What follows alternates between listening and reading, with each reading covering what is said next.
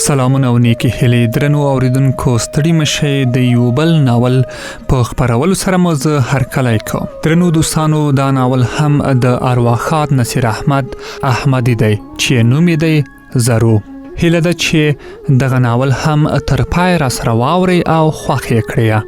نو پیل یې له دې ځای نه کوو.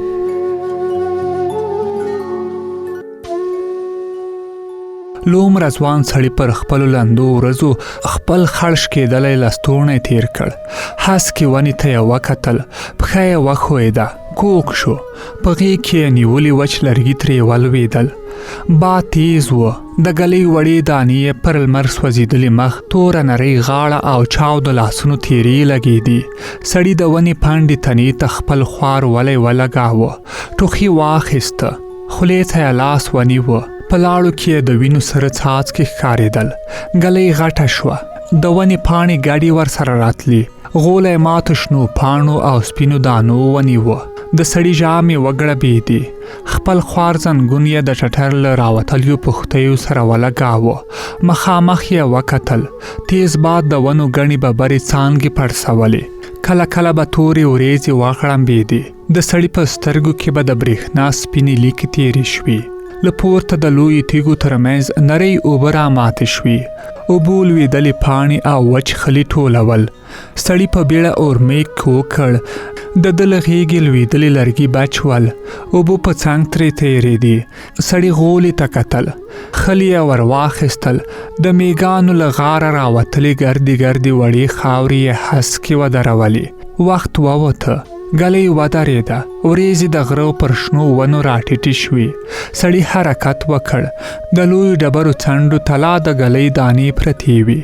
سپینو دانو له ځمکې خړ رنګ اخیستی و. سړي وچ لرګي په غېږ کې ونیول. په لویو وړو لندو ډبرو کې مخ ته ولاړه. لاندې په دره کې د سیند غړمبهاری خوت. دی ګڼو ونو ته ننوت. له شنو پاڼو راڼه څاڅکې تویېدل. یو ځای ودرېده. سترګې یې څو ځله ټینګې کړې. ټیټ شو. ګڼ واښه سره واړول. یو طوطي منډه واخیسته.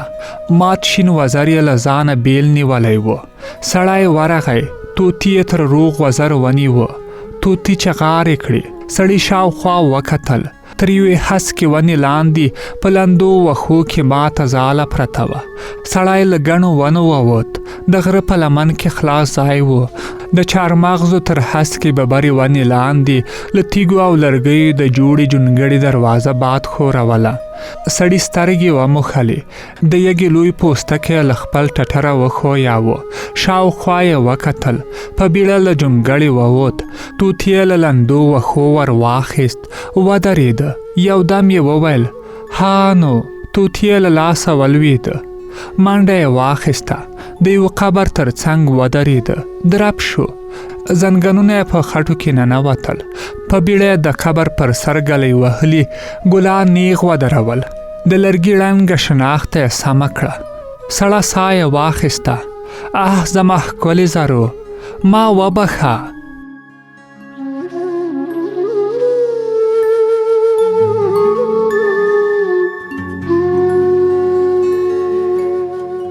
له قبره رغړېدلې سپینې تیږې یې بیرته پر خپلو ځایو کېښودې. جونګړې ته ننوته. غلی کېناسته. د طوطي چیغې شوې. سړي په بیړه ښکاري ټوپک ور واخیسته. د باندې ووته. له نارې سره یې د ګیدړې ببره لکۍ په ګڼو ونو کې ننوته. سړی ورغی. طوطي یې ور پورته کړ. بیرته جونګړې ته راغی. طوطي یې د ایږې پر پوستکي پرېښوده. غلی کېناسته. له لرې د سیند د اوبو شڼهاری راته. سړي له زړې کاسې درې چارمغز ور واخیسته. ډبره یې ورته ونیوله. سپین چارمغز یې خولې ته واچول. د باندې ووته. سهارني لمر د غره په لمنو د ونو له پرېولو پاڼو ژېړه رڼا راپورته کوله. سړی قبر ته کېناسته.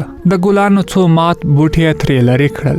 کړپ شو. طوطي د جونګړې له خلاصې دروازې راووته. سړی ورغی. د طوطي مات وزر ته یې لاس وروړ. طوطي کریغې کړې. سړي وویل، راځه. طوطي یې پر خپله اوږه کېناوه. په ګڼو ونو کې ننوته. مخکې لاړه. لویدلې ځاله یې ور واخیسته، ونې ته وخوت، بیرته ښکته شو، پر یوه تیږه کېناسته، پورته یې وکتل. د توتي شین مات وزر د ګردې ځالې له تورو خلو راوتلی و. سړی ولاړ شو، په ګڼو نیالګیو کې ننوته، خو بیرته لنډ راوګرځېده. ونې ته ور وخوت، ورو یې وویل د نورستان دا ګڼ ځنګل، مات وزر او زما غوندې یوازیتوب مړ دې بولم. شیبه وروسته د قبر تر څنګ غلی ناست و. توتي یې له اوږې ټوپ کړل، په لویشتو وښو کې روان شو. مات وزر پسې ځړېده. سړي د قبر پر شناخته لاس کېښوده، د تندي ګونځې یې ژورې شوې. ورو یې وویل زرو، ما خپله خواري وکړه، نه یې منې؟ بیرته یې سر وځړېده، د پښو ترپکې یې واورېدې، مخ یې واړاوه، په ډبرو کې هوسۍ ګرځېده. سړي خلاصې دروازې ته وکتل، ټوپک د جونګړې دیوال ته ولاړ و. بیرته یې سر وځړېده، قبر ته یې وکتل، مسک شو. زرو، سخت شر دې راته ایښی. هوسۍ ته یې وکتل، د غره په لمن کې بېغمه روانه وه، له پرېولي پوستکي یې سربخونۍ رڼا پورته کېده.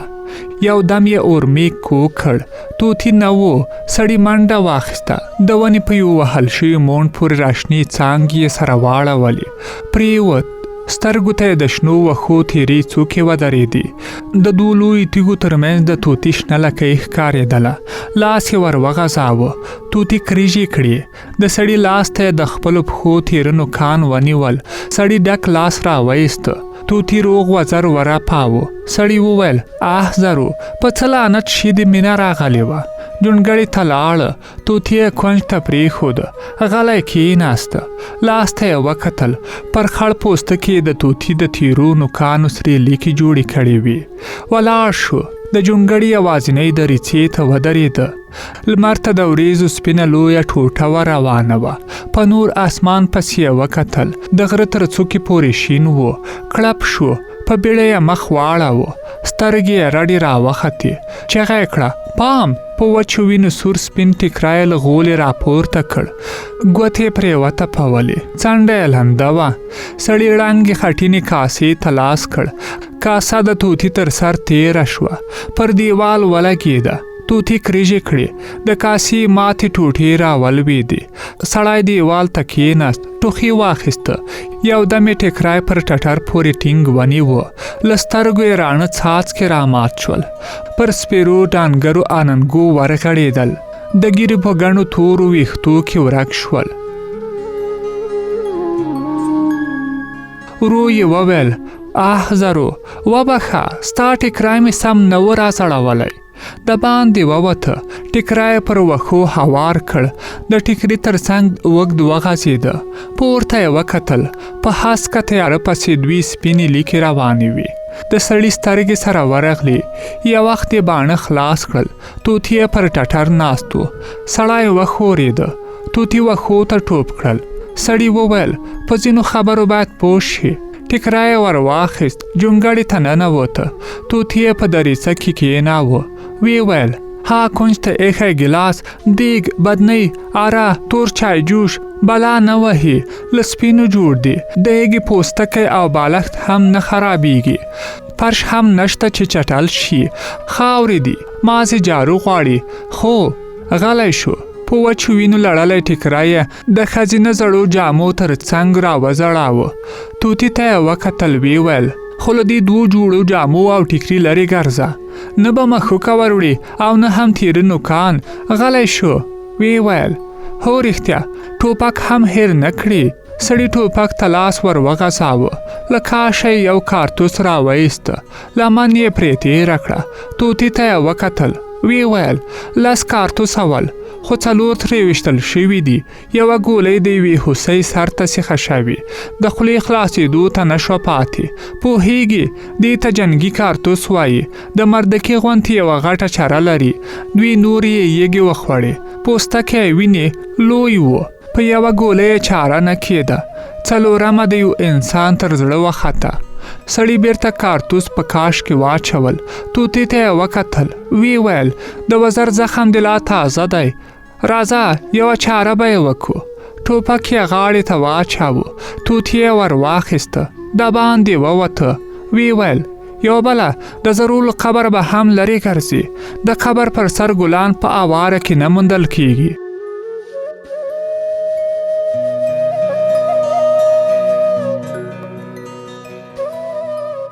غره ته پسې ختلی یم، یو مې له ریښو سره راښکلی دی.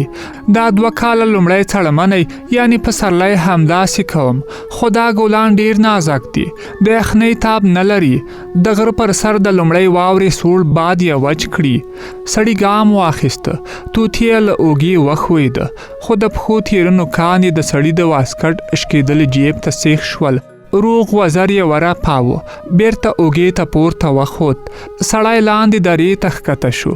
د سیند اوبه د غره له پرخو سره لګېدې، سپین ځګونه یې پر سر روان ول. سړي د اوبو له ژۍ سره مخ پورته لاړه، لنډ راتاو شو، غره ته وخوت، د ګڼو ونو په منځ کې ودرېده، شاوخوا یې وکتل، ټیټ شو، یو سپین ګل یې راوشکاوه، سترګو ته یې ونیوه. د ګل په سپینو پاڼو کې سرې نرۍ لیکې تېرې شوې وې. د ګل پر پاڼه یې غاښونه ټینګ کړل، لاړې یې تو کړې، ویې ویل نه پوهېږم، هیر مې دی، ډېر وخت ووته، خو زرو همداسې یو ګل راښکولی و. له ونو ووته، په بوټو کې مخکې لاړه، اخ یې کړل، کېناست، تیره اغزه یې تر زاړه بوټ وتلی و. بوټ یې وایسته، د کیڼې پښې د بټکې ګوتې لاندنۍ برخه یې ونیوه. په بوټ کې نښته اغزه یې په اسانۍ وخوت. بیرته یې ګامونه واخیستل، یو هسک بوټي ته ودرېده. د ګل وړه پاڼه یې په خپلو ګوتو کې وسولوله، ګوتې یې ژبې ته وروړې، ویې ویل دا خو هیڅ خوند نه لري. توتې له اوږې ټوپ کړل، ګڼ بوټي ته ننوته. سړي وخندل، نانو اوس سره ملګري یو، کله دې پرېږدم. لاس یې ور وغځاوه، توتې له نریو څانګو راوایسته، په خپل زنګانه یې کېنوه. ورو یې وویل ګوره، له ډېر وخته راهیسې مې انسان نه دی لیدلی. کله کله جونګړې ته نږدې د چهارمغزو ونې ته خیږم، د زرو کیسې ورته کوم، خو ونه یې نه اوري. نه پوهېږم، یا به ماته همداسې ښکاري، خو اوس ته په ګوتو راغلی یې، نو دومره نخرې مه کوه. ولاړ شو. راځه، هغه ګل باید پیدا کړو. د ټوپک کنداغ یې له لویې ډبرې سره ولګېده، له پورته وړې تیږې را ورغړېدې. سړي په بیړه د ټوپک خوله پورته سیخه کړه، ټیټ شو، یوه وړه ډبره یې را واخیسته، ببر بوټی یې پرې وویشته، سوی ټوپ کړل، سړه ساه یې واخیسته. توتي ته یې وکتل، ویې ویل یو ځل مې په سیند کې کبان نیول، له ونو لویه یږه را ووته، مجبور وم، اوبو ته مې ور ټوپ کړل، بلې غاړې ته ووتم. سړی د باران د رڼو اوبو ډنډ ته ودرېده، کېناسته، په اوبو کې خپل مخ ته وکتل، خړې شونډې یې موسکې شوې. زرو، غم دې څومره ژور وخوړم. په اوبو کې پر اوږه ناست توتي ته وکتل، ویې خندل. د زرو له مرګ را وروسته مې خپل مخ ته نه وکتلې. توبه یو ځل، یوازې یو ځل، څومره وخت نه پوهېږم، خو د زرو له مرګ یوازې څو میاشتې تېرې وي چې په جونګړه کې غونډل وچیچلم، تندی مې خوړین شو، آینه نه وه.